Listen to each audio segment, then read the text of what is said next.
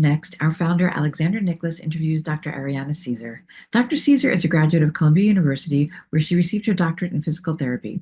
She earned a Bachelor of Science degree in Neurobiology, Physiology, and Behavior from the University of California at Davis. She has published research on the prevalence and reporting of lower back pain in pregnancy in the Journal of Women's Health Physical Therapy. She's a pelvic and obstetric physical therapist with an athletic background in various sports, including track and field. Dr. Cesare runs a small woman-owned business focusing on pregnancy and postpartum fitness, as well as sexual and pelvic health. She provides adaptive sex education for those with varying mobility levels, limb loss, and neurologic differences.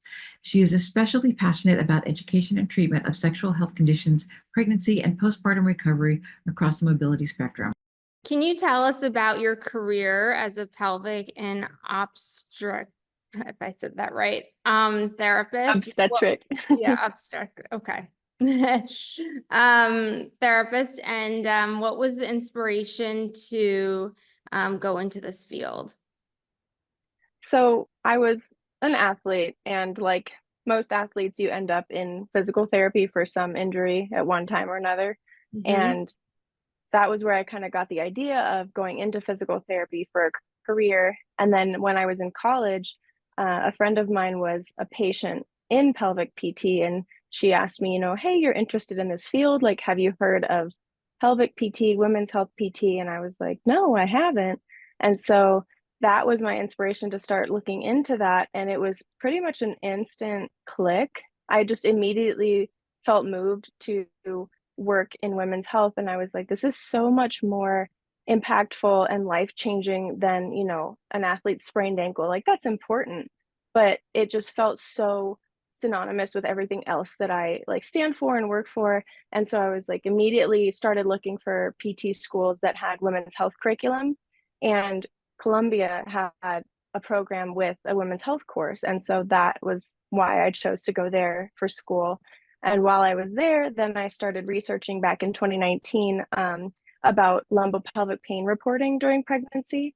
And so we had a pretty big sample size in Manhattan of over 1,000 women reporting about their pain during pregnancy. And that was published last year, which was really exciting.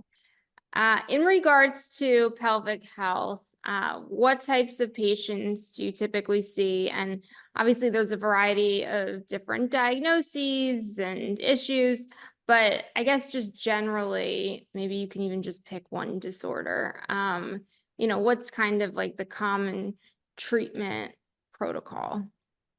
Yeah, so a big population I work with is pregnant and postpartum. So that's dealing with, any musculoskeletal issues during pregnancy and then recovering from delivery postpartum. And then as well as other neurologic conditions. So patients with MS or spinal cord injury or post-stroke, they have, a myriad of functional deficits that we can work on, but then also tending to the pelvic health side, and the continence and sexual function is a big niche part of what I work with on those patients. Why do women need physical therapy during pregnancy or postpartum? So whether you have an uncomplicated pregnancy, or if you have a neurological condition that you're also managing at the same time, there are so many bodily changes during pregnancy that need to be attended to. There's huge posture changes. And if you already have postural issues like severe scoliosis or mobility limitations, physical therapy can really help with those changes throughout pregnancy, along with any kind of pelvic pain that comes, discomfort, any leaking, fecal or urinary incontinence can be worked on during pregnancy. If sciatica comes up, there are so many things that can occur, especially low back pain. It's super, super common, but not normal.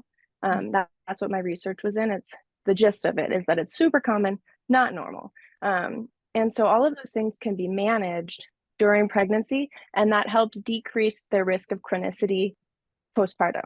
So if you have back pain and that's just untreated during pregnancy, you're more likely to have back pain continue postpartum versus if you treat it during pregnancy, even if it doesn't go all the way away. And another part of it that I really love doing is the labor and delivery prep. So going over pushing mechanics, positioning, labor versus delivery positioning, and getting the pelvic floor ready with stretching and massage for delivery to help decrease risk of tearing and decrease risk of cesarean rates. And if you have a planned cesarean because of known anatomy issues or other health risks, you can really prepare well if you know you're going to have a cesarean with abdominal strengthening and preparation. And then postpartum, there's kind of two roads of recovery for vaginal and then cesarean deliveries, but the postpartum recovery is really important. It's a major medical event. It's the metabolic equivalent of running a marathon, and then you're just sent home, right? So like following up on recovery, strengthening, there's scar tissue that forms if you have tearing, want to work through that. Don't want to have painful bowel movements or painful intercourse. And especially with the cesarean, it's a massive abdominal surgery where you remove an organ, and we need to treat it as such. What is something that you can do for someone who is having painful sex or experiencing painful sex? There are lots of things you can do. It kind of depends on the cause of it. If it's a physical cause, like a scar tissue that's not stretching or tight muscles that aren't stretching, we can work on tissue mobility. So relaxation, stretches, down regulation, like nervous system down regulation, meditation, physical stretching of the pelvic floor and massage of the scar tissue to break up the scar tissue. And all of those physical limitations can be really improved to help with painful penetration.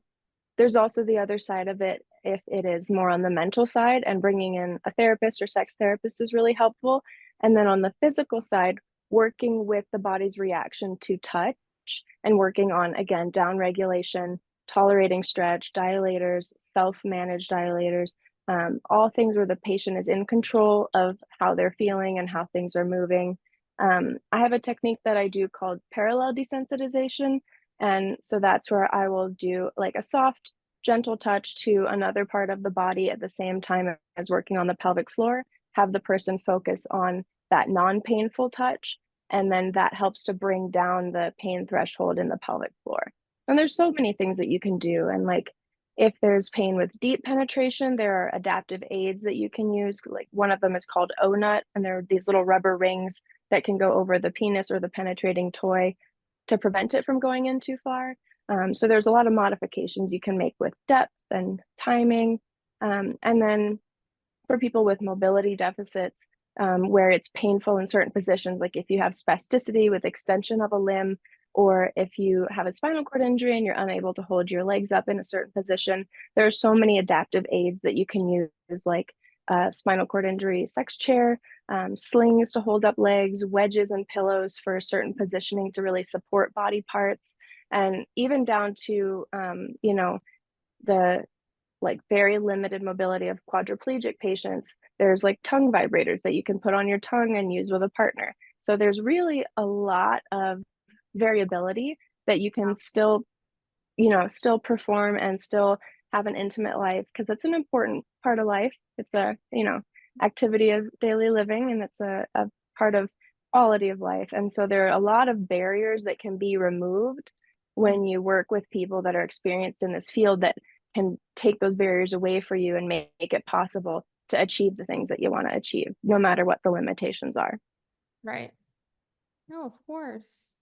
It's so funny. I didn't realize the different techniques and like adaptive equipment. And All this other equipment, to still have. There are a lot of tools that you can use, especially if you have limited hand mobility. So like whether it's aging with arthritis or complications of a stroke or Parkinson's or something where you can't have that dexterity, there's things like the pelvic wand for helping to stretch your own pelvic floor. And there's also things that I work with occupational therapists a lot on, like grips. So you can have things that strap to your hand so that you don't have to hold it if you don't have grip strength, that you can use like toys that way, and just adaptive aids of like having to hold on to vibrators or other toys that you can just have it attached to your hand and then use the rest of your arm mobility if you don't have the hand dexterity.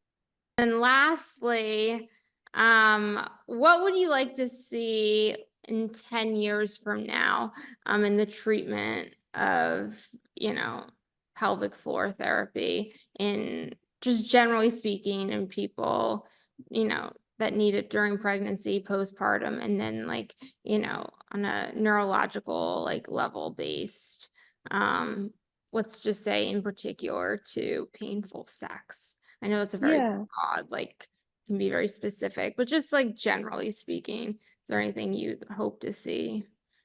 I would love in 10 years if pelvic PT is a regular part of a referral for any obstetric care or pelvic care. You go for your annual gynecology checkup, you should go for an annual pelvic health checkup, as well as with, you know, any pregnancy, at least having an evaluation during each trimester to see how the pregnancy is going, see if pain has come up, see if incontinence has come up, so that we're catching these things early. And then as well as with neurologic conditions, if you have early onset MS or Parkinson's, and we can work on things ahead of time to prevent decline for a while, that would be great. Anything to prolong quality of life and involving us early, especially because continence is a huge factor in discussing the like prognosis of a neurologic patient. It's a big, especially with stroke, it's a big factor of like how well their recovery is going to go. So if we can work on that and help maintain that function, it really aids in all of their functional mobility.